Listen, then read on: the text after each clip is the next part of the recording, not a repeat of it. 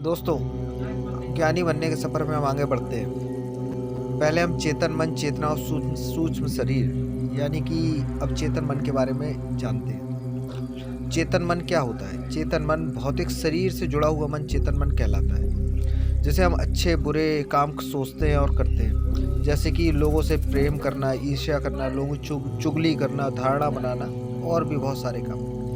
अगर हमारे साथ कुछ बुरा हो जाता है तो हम इसके बारे में सोचते ही रहते हैं और अपनी एनर्जी को वेस्ट करते रहते हैं। ब्रह्मांड से हमें ब्रह्मांडी ऊर्जा एक लिमिटेड रूप में मिलती है, जो कि जब हम सोते हैं तब हमें मिलती है, और उस ऊर्जा का इस्तेमाल हम सोचने में वेस्ट कर देते हैं।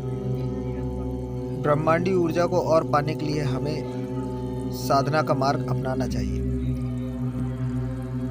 जिस तरह अगर हम अपने मन को बस में कर लेते हैं तो हम अपने सारे काम कर सकते हैं, सारे काम हमारे पूरे हो सकते हैं। ये हमारे अष्टांग योग के नियमों से संभव है, जिसमें यम, नियम, आसन, प्राणायाम, प्रत्याहार, धारणा, ध्यान, समाधि आते हैं। इसके लिए हमें योग करना चाहिए। योग करने के लिए व्यक्ति की चेतना ब्रह्मांड की चेतना से जुड़ जाती है। वैदिक काल में सूर्य को सबसे अधिक महत्व दिया जाता था, इसलिए क्योंकि इसी वजह से सूर्य नमस्कार का आविष्कार हुआ।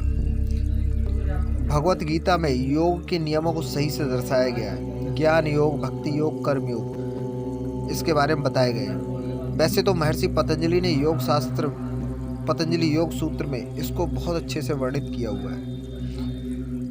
कुछ लोग जो केवल हठ योग या आसनों तक ही सीमित है, जबकि हठ योग और आसनों से आप अपनी ऊर्जा के स्तरों को बैलेंस करना सीखते हैं। और एक बार अगर आपकी ऊर्जा बैलेंस हो जाती है तो आप अपने चेतन मन और चेतना के जरिए अब चेतन मन से के सफ़र में आगे बढ़ते हैं। जब हम अपनी ऊर्जा को बैलेंस करना सीख जाते हैं तब हमें साधक कहा जाता है। आपको पता है कि हमारे शरीर में 72,000 नाड़ियाँ होती हैं, जिनमें कि 3 महत्वपूर्ण हैं, इड़ा, पिंगला और सुषुम्ना, और 7 चक्र होते हैं, जो कि हमारे सिर की चोटी से लेकर हमारी रीढ़ की हड्डी, बैकबोन, इसके पॉइंट तक नीचे तक हमारी 7 चक्र पाए जाते हैं। पहला मूलाधार चक्र, स्वादिष्ठान चक्र, मणिपुर चक्र, अनाहत चक्र, विशुद्धि चक्र, आज्ञा चक्र और सहस्त्रार चक्र। और इन 7 चक्रों में ऊर्जा क्रमशः ऊपर से नीचे की तरफ जाती है, और फिर हमें इसको ऊर्जा को नीचे से ऊपर की तरफ ले जाने को ही मोक्ष कहते हैं। मूलाधार चक्र, जो कि हमारी रीढ़ की हड्डी के एकदम निचले स्तर पे हमारे गुदा द्वार पर स्थित होता है। स्वादिष्ठान चक्र, उससे 4 उंगल ऊपर स्वादिष्ठान चक्र पाया जाता है। उससे 1 ग्लस्त ऊपर हमारे उंगलियों के दोनों, एक छोटी उंगली और हमारे अंगूठे के बीच के हिस्से को 1 ग्लस्त ऊपर हमारा मणिपुर चक्र होता है।